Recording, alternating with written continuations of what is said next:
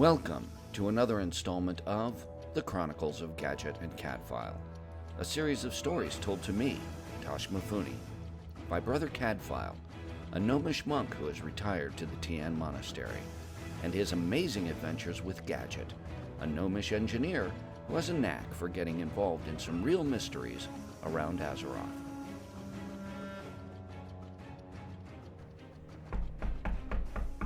Hello? Hello, Brother Caddfael. Are you home? Well, my goodness, Toshmifune. How wonderful to see you again. I was just laying out some tea. Could I, perhaps interest you in some tea and cakes? That'd be great, yes. And maybe while we're enjoying your wonderful tea and cakes, you could share one of your amazing stories about your adventures with Gadgett. Oh, I suppose so. Certainly. Why not? Now, let's see. I suppose you and your listeners might be interested in hearing about the most recent adventure I shared with my dear friend Gadgett, and how we helped a grieving family learn the truth of how their family members died. Well, that sounds very interesting and a bit ominous. Please, go ahead. Certainly. Where to begin? Well, it was a normal day here in the monastery, and I had just completed my rounds of healing the minor injuries suffered by the monk initiates. I was returning to my home, and as I walked up the steps, I saw the unmistakable silhouette of my dear friend Gadgett in the doorway, backlit by the candles and brazier lighting my small rooms.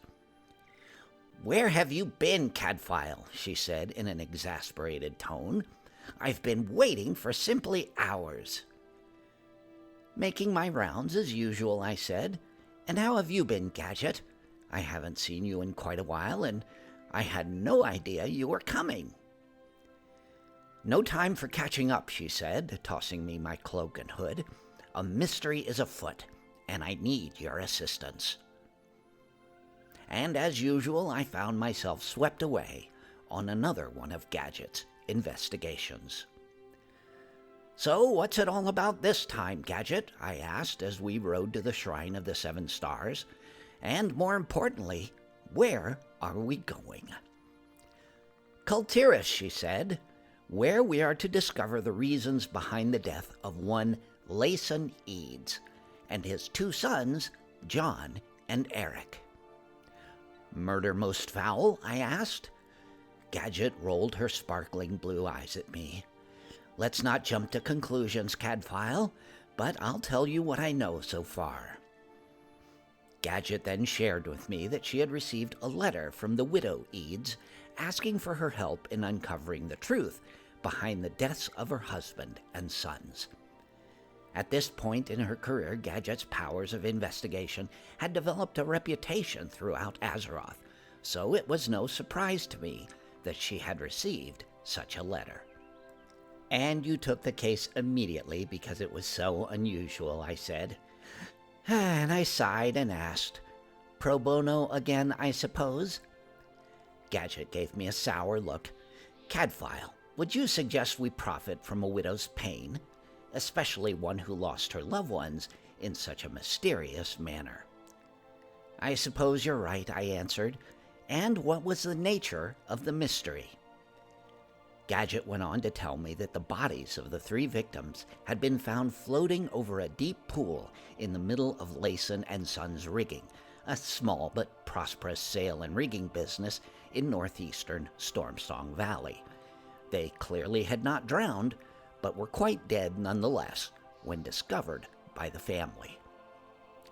And after a bit of traveling, that is precisely where we found ourselves. Lacy and Sons was a well-appointed business which had three main buildings and several small outbuildings, from which they produced sails and rigging for the Kul Tiras fleet, located along a sound in the region known as Mariner's Strand. What we found there chills me to remember it. The place was overrun by elementals and living deluges, which of course Gadgett handily dispatched with her ever-ready boomstick, clearing the area for our investigation. There were no obvious clues except for a large number of bodies of what appeared to have been laborers at the business. As I checked each one for signs of life, it was obvious to me that they had all died of exhaustion. "Whatever could have happened here?" I called to Gadgett, who was across the yard checking the other bodies. "These men look like they were worked to death." Gadgett called back to me. "Not quite all of them. See what you can do to help this poor fellow," she said, and I rushed over. I rendered what aid I could, but the poor man was quite beyond anything I could do, so I made him as comfortable as I could. Gadgett stood by patiently, and as soon as I gave her leave to do so, she approached and asked the man, "What happened here?" The man gathered the last of his strength, and with his last breaths he said, "Pike, reed, tide cross," and then he pointed north before he expired. So we walked north in the direction he pointed over the bridge to a small way station called Tide Cross, where we met with the innkeeper, Sister Allison.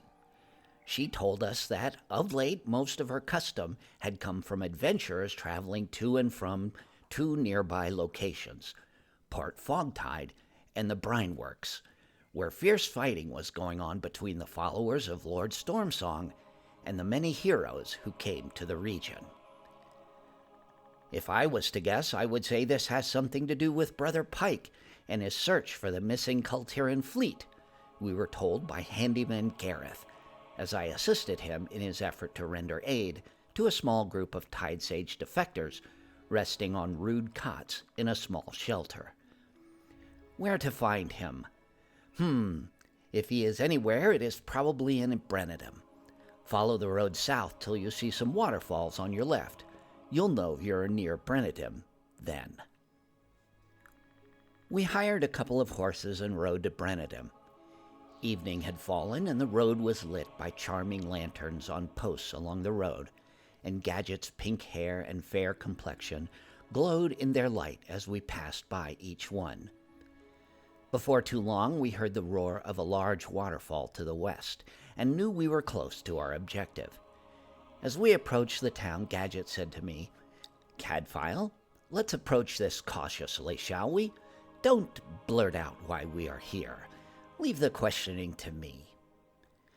"When have I ever blurted out anything during one of your investigations?" I said, slightly offended. "Need I remind you of the incident in Gadgettsand?" she said. "Well, that hardly counts," I replied. "I was being held at gunpoint at the time. But I take your point." We crossed another bridge and rode up a small hill to the lovely village of Brennidum. It was there that we passed the night in the Golden Flagon Inn, engaged in conversation with the innkeeper, Nasty Buck, a gentleman by the name of Hobbs, who was a local Quilboar enthusiast, and Mayor Roz. "Brother Pike?" Mayor Roz answered in response to Gadgett's subtle questioning. "Why, of course. He lived here for a time after Lord Stormsong went batty." "Batty?" Caddfael asked. "How do you mean?" Roz looked grieved, hearing strange whispers, behaving oddly. But before that, he was a fine fellow who really cared for the working folks in Stormsong, not like those snooty toffs down in Boralis. He really wanted to see Kul Tiras return to its true glory. But then he went batty, and all the trouble started here in Brennidum. I think Pike went off with some adventurers on some damn fool quests, and someone named Talia left us to deal with the mess here by ourselves." "Mess?" I asked. "Have you not seen the north part of town?" said Mayor Roz. "It's all about this Azerite. Nothing's been the same in the world since Azerite." The next morning we walked out to the bridge separating North and South Brennidum to see what the mayor had been describing, and found Sergeant Calvin, along with a small cadre of Brennidum defenders holding the bridge against a horde invasion. Goblins, Gadgett growled, and I could almost feel her desire to wade into the fray. Gadgett, I whispered, let us not lose sight of our mission. Gadgett nodded tersely. Of course, she said, and asked Sergeant Calvin if he knew anyone named Talia. Talia, he said, never taking his eyes from the goblins parachuting into town. The last I heard, she was back in Boralis, and good riddance to her and all them haughty Proudmoors. A half-day's ride found us in the bustling port city of Boralis, and after making several inquiries of city guards,